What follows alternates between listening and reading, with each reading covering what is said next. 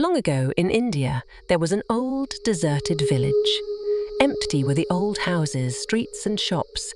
The windows were open, the stairs broken, making it one very fine place for mice to run around.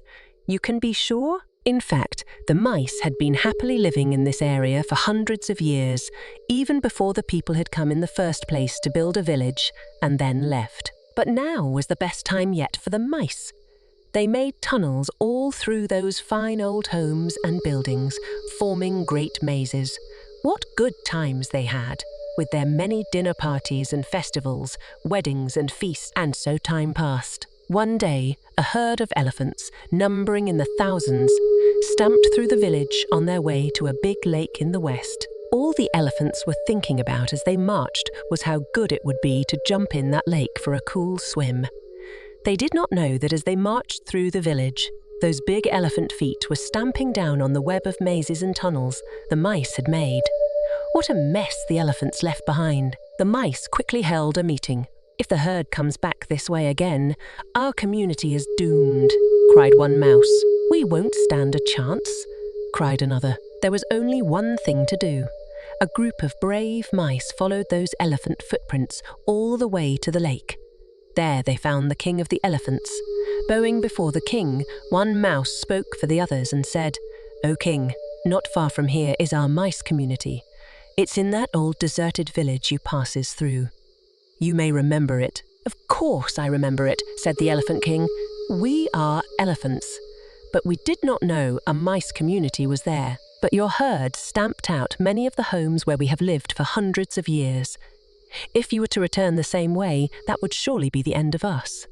We are small and you are big. We must ask you, please, won't you find another way to go home?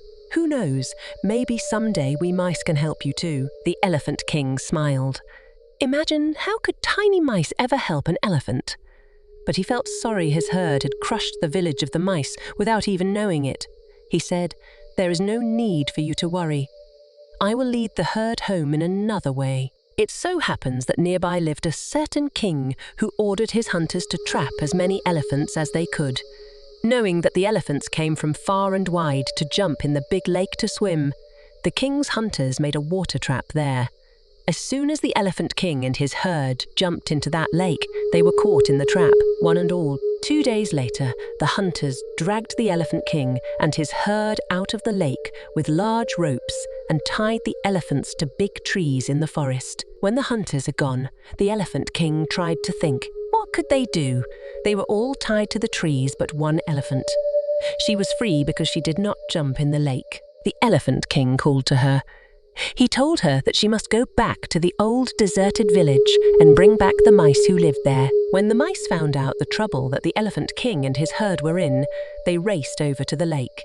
Seeing the king and his herd tied up, they quickly ran over to the ropes and began chewing. They chewed and chewed as quickly as they could. Soon, the ropes were chewed all the way through, and the mice set their large friends free. The elephant herd found a new way home, and the mice community lived on for many years to come.